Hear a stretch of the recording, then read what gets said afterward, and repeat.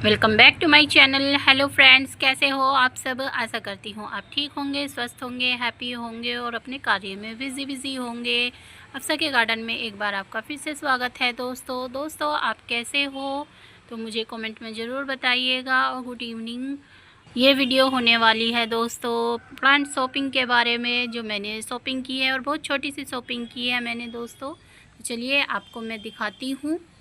तो ये देखिए दोस्तों, एक मैंने फ्रूटिंग प्लांट की शॉपिंग की है और दूसरा मैंने एक हिबिस्कस लिया है फ्लावरिंग प्लांट की, और एक मिनेचर अरेलिया लिया है जिसमें छोटे छोटे से पत्तियां आती हैं और बहुत ही खूबसूरत लगता है वेरीगेटेड में। तो कितने का मैंने लिया है एक पौधा तो मैं आपको बताती हूँ। और ये मैं नर्सरी नहीं गई थी, हमारे यहाँ पर प्लांट लेके थैली में लेके आए थे नर्सरी वाले भैया, तो मैंने उनसे ही ये परचेज़ किए हैं।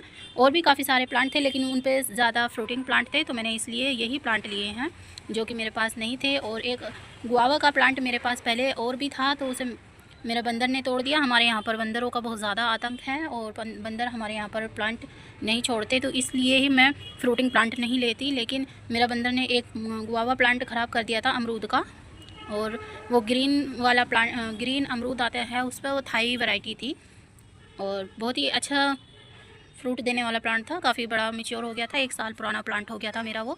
तो बंदर ने जैसे उसको उखाड़ दिया, ख़राब कर दिया, तो इस वजह से वो मेरा बेकार ही हो गया, सूख ही गया वो पौधा। मैंने बचाने की बहुत कोशिश की लेकिन नहीं बच पाया वो।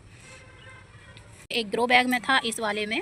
तो ये मैंने जैसे इसकी रूट्स देखी, कभी कभी ऐसा होता है हमारे साथ फ्रॉड हो जाता है या स्कैम कर देते हैं नर्सरी वाले कि उसमें कलम लगी हुई होती हैं, बस थोड़ी बहुत ही रूट्स होती हैं और वो लगाने के बाद फिर हमारा प्लांट ख़राब हो जाता है। तो ये प्लांट मैं देखना चाह रही थी कि इसमें रूट्स हैं या नहीं हैं, काली पड़ रही हैं या फिर वाइट हैं। तो मैंने इस वजह से ये ग्रो बैग निकाल के चेक किया तो इसकी रूट्स काफ़ी अच्छी थी, लेकिन ये अभी रूट बाउंड नहीं हुआ है, पुराना पौधा नहीं है ज़्यादा। ये 3 महीने पुराना प्लांट है, ज़्यादा पुराना प्लांट नहीं है और ये एयर लेयरिंग से तैयार किया हुआ है इसमें। और ये देखिए छोटे छोटे से इसमें फ्लावरिंग बंचेस आई हुई थी, जैसे कि अमरूद आते हैं छोटे छोटे से, ऐसे 2 यहाँ पर आए हुए थे। यहाँ से ये एक यहाँ से झड़ गई है, 2 ऐसे ही कली यहाँ पर बनी हुई थी, ये खिली हुई थी। और जैसे मैंने इन्हें बाहर रखा निकाल के तो ये टूट गई थी मेरे सामने ही बैग में से, एक यहाँ से और एक इस साइड से टूटी है यहाँ से।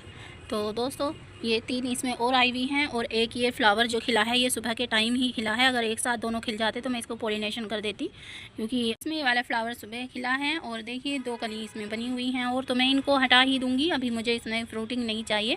मुझे अभी ये प्लांट पे फोकस करना है, अपना प्लांट की ग्रोथ करनी है और रूट्स बढ़ानी है, तो इसकी मैं इस पर ही फोकस करूँगी। तो मैंने ये मेरे पास एक टूटा हुआ गमला रखा हुआ था, खाली ही रखा हुआ था, इसे बंदर ने गिरा दिया था तो टूट गया था यहाँ से, ऐसे ही रखा हुआ था ये। तो मैंने इसी में ही रख दिया था फ़िलहाल के लिए। जब मैं इसके रिपोर्ट करूँगी तो मैं इसे बड़ी बास्केट में लगाऊंगी या फिर मैं इसे बाल्टी में लगा दूँगी या फिर इसे बड़ा गमला दूँगी। ये जो अमरूद का प्लांट आप देख पा रहे हैं तो ये थाई गुआवा है, पिंक थाई गुआवा, और इसमें काफ़ी बड़ा फ्रूट लगता है, बहुत ही बड़ा फ्रूट लगता है दोस्तों। तो ये मुझे 350 का बताया था इसका प्राइस, तो मैंने इसको 150 रुपये में लिया है दोस्तों। और बताती हूँ जो मैंने ये हिबिस्कस लिया है, वैसे तो मेरे पास हिबिस्कस की 10-11 वैरायटी हैं, हाइब्रिड में भी और देसी में भी। तो मेरे पास पर्पल कलर का हिबिस्कस नहीं था और ये पर्पल कलर का हिबिस्कस मुझे उन्होंने बताया, हालांकि इसमें फ्लावरिंग बर्ड नहीं आई हुई थी और ना ही इसमें कोई फ्लावर खिला हुआ था, लेकिन मैंने इसको ले लिया दोस्तों। मैं उनसे पौधे लेती रहती हूँ और जो वो मुझे बताते हैं वो ही प्लांट निकलते हैं, तो मैंने इसी वजह से ये पौधा ले लिया। तो इसे पर्पल कलर का बताया उन्होंने, जामुनी कलर का इसमें फूल खिलेगा, और ये मुझे बताया था उन्होंने 50 रुपये का, ये मैंने 25 रुपये में परचेज़ किया है। ये मैंने अरेलिया जो लिया था ये भी 25 रुपये का ही लिया है दोस्तों, तो ये भी मुझे 50 का बताया था, तो 25-25 रुपये के दोनों लिए थे मैंने। ये काफ़ी पत्ते जो हैं ऐसे ही झड़े हुए थे, सूख के गिर गए थे और 2 दिन हो गए हैं मुझे इन पौधों को लिए हुए दोस्तों।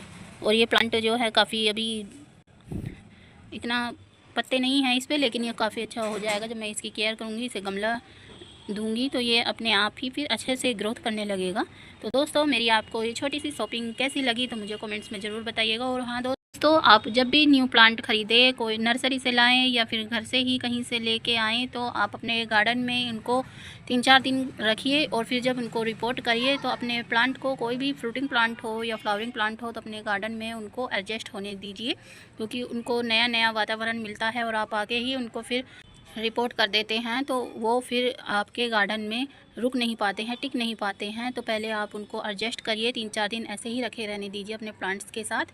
और सबसे पहले आप उन पे कोई भी नीम ऑयल का स्प्रे करिए या फिर फंगीसाइड का स्प्रे करिए, क्योंकि कभी कभी प्लांट्स पे हमारे फंगस भी आ जाता है हमारे प्लांट के साथ, जो हम फिर दूसरे प्लांट के पास रखते हैं तो उनमें भी वो फंगस या इन्फेक्शन लग जाता है, फंगल इन्फेक्शन। तो उन चीज़ों से बचने के लिए आपको नीम ऑयल का स्प्रे करना होता है, तो वो आपके लिए अच्छा रहता है। तो ये देखिए मेरे पास एक स्प्रे बोतल है और मैंने इसमें अपने पहले से ही नीम ऑयल डाला हुआ है, जो कि मैं थोड़ा इसमें अपने शैम्पू से और नीम के पत्तों से बना के रखती हूँ इंसेक्टिसाइड।